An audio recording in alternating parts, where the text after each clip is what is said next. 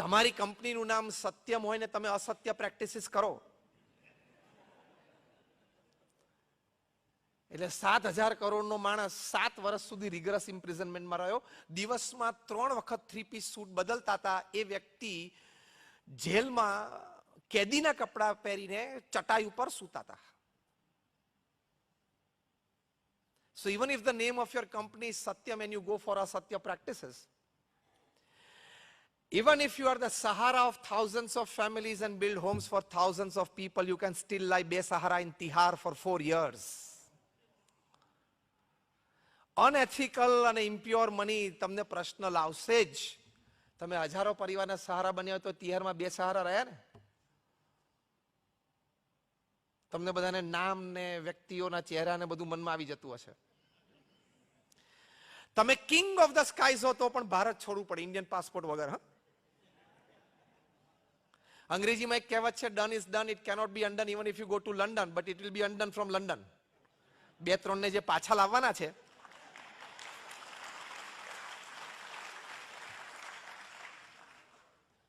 UK ના home સેક્રેટરીએ તો sign કરી દીધી છે કે ભાઈ આને મોકલો પાછા, અને એને પાછા લાવવાના છે.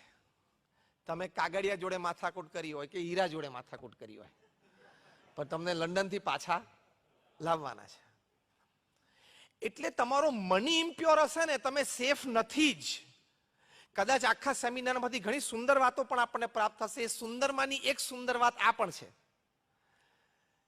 કે તમારો પ્યોર મની જ તમારી પાસે સેફ રહેશે. ઇમ્પ્યોર મનીથી you are unsafe, your family is unsafe, your credit is unsafe, your business is unsafe, everything is unsafe. બધું જોખમમાં છે. હા કે ના? જે હકીકત છે. એમણે જે વાત કરી આશીષભાઈએ, તમે ન્યૂઝપેપરમાં ઘણા વર્ષો પહેલા વાંચ્યું હશે, according to the newspaper reports and court proceedings, તમે બધાએ રજત ગુપ્તાનું નામ સાંભળ્યું હશે. એક દિવસ સવારે વોરેન બફેટ, બર્કશાયર હેથવે, એમણે ઓફર કરી ગોલ્ડમેનને, જેમાં ડિરેક્ટર હતા, કે I want to invest my personal $5 billion. ગોલ્ડમેનની બોર્ડ ઓફ ડિરેક્ટર્સ મળી મોસ્કોમાં કે આવી સરસ ઓફર, આપણી માટે ક્રેડિટ છે. When Warren Buffett is investing is personal $5 billion, not company. એટલે ઓફર સ્વીકારી. બોર્ડની મીટિંગ પૂરી થઈ એટલે એવું કહેવાય છે, according to newspaper reports and according to the US court proceedings, that Rajat Gupta made a 5-second phone call to his friend Rajaratnam, ન્યુયોર્કમાં. બંનેની, એ શ્રીલંકન, બંનેની એક જોઈન્ટ કંપની ચાલતી હતી, અને ખાલી એટલું બોલે કે pick up Goldman as much as you can.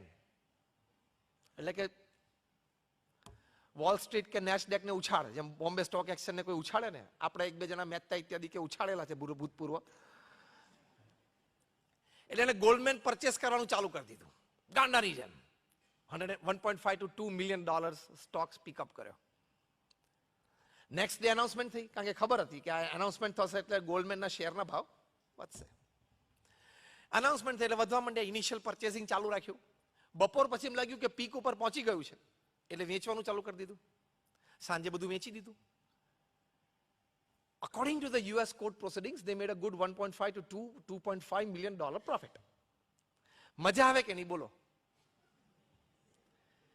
24 કલાક, હવે આ સ્ટેટમેન્ટ સાંભળજો, 24 કલાક એટલે કે એક દિવસ, એક ડીલ અને $2.5 million.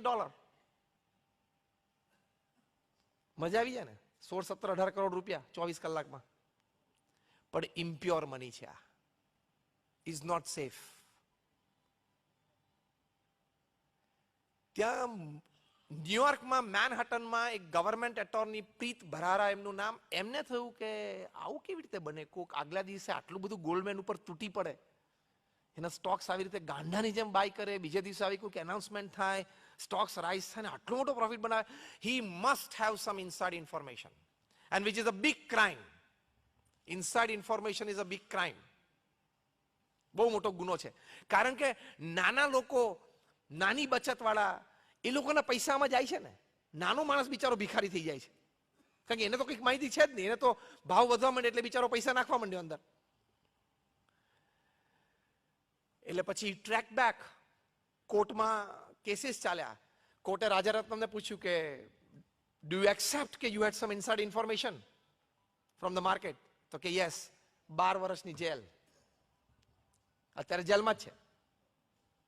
પછી રજત ગુપ્તાનો વારો આવ્યો. રજત ગુપ્તા માટે લગભગ 200 જેટલી ઇન્ટરનેશનલ પર્સનાલિટીઝ અને ફાઉન્ડેશન્સ અને ઓર્ગેનાઇઝેશન્સે યુએસ કોર્ટ્સને પત્ર લખ્યા કે આ માણસે કેટલી બધી સમાજ સેવા કરી છે, મોટા મોટા દેશ અને કોન્ટિનેન્ટ્સને સોશિયલ પ્રોજેક્ટ્સમાં આટલી બધી હેલ્પ કરી છે. Please pardon him to the maximum. જેટલી એની પર દયા રાખી શકે એટલી રાખજો.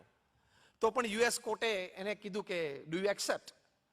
એટલે પહેલા કન્વિક્શન આવે પછી સેન્ટેન્સિંગ આવે કાયદા પ્રમાણે. એટલે કન્વિક્શન આવ્યું એટલે એમને કીધું હા મેં ખોટું કર્યું છે.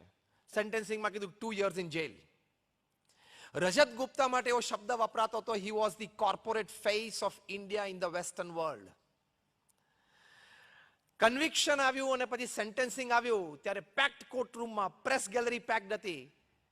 એની વચ્ચે નતમસ્તક થઈ જવું પડ્યું, આંખમાં આંસુ આવી ગયા અને એક વાક્ય બોલ્યા જે રેડ લાઇન છે દરેક ઇન્વેસ્ટર્સ માટે, પ્રમોટર્સ માટે, ડિરેક્ટર્સ માટે, ટોપ મેનેજમેન્ટ માટે, બધા માટે. અને શું છે?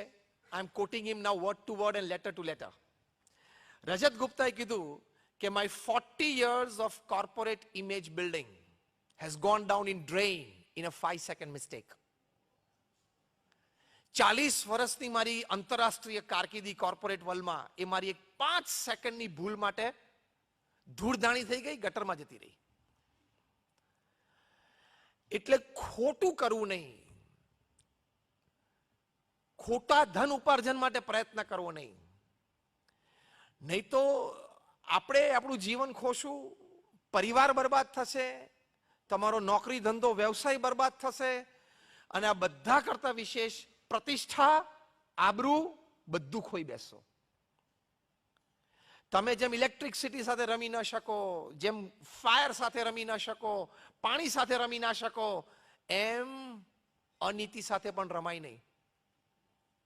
હું ઘણી વખત બહુ સિમ્પલ દ્રષ્ટાંતથી આ વાત સમજાવું છું કે તમે ઇલેક્ટ્રિકલ એન્જિનિયર બન્યા હો, તમે જુનિયર એન્જિનિયર તરીકે કારકિર્દી શરૂ કરો, then you become a senior engineer, then you become an executive engineer, you become Maharashtra Electricity Board member, પછી તમે કદાચ મહારાષ્ટ્ર ઇલેક્ટ્રિસિટી બોર્ડના ચેરમેન પણ બનો.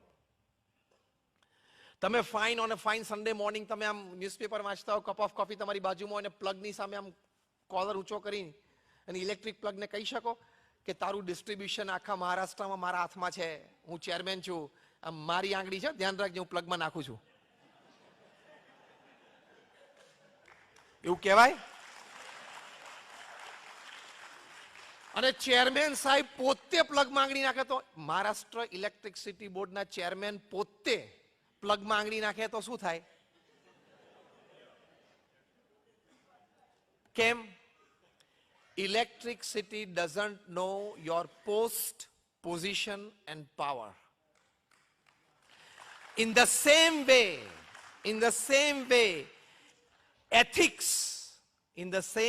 ethics, norms and disciplines doesn't know your post, position and power.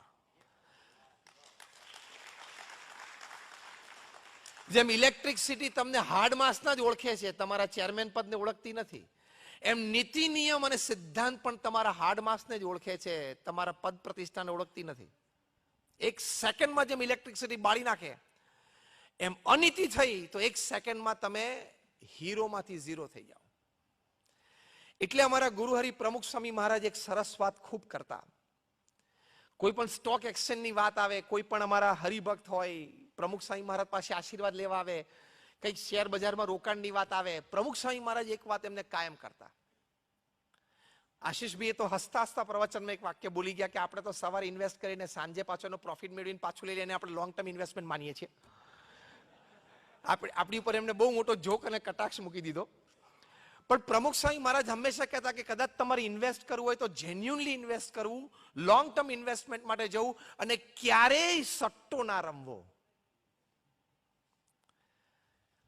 કારણ કે જેમ 25% ભારતનું ધન આ બિલ્ડિંગમાં છે ને, એમ કદાચ 50%થી વધારે સત્તા પણ ભારતના આ બિલ્ડિંગમાં જ હોય.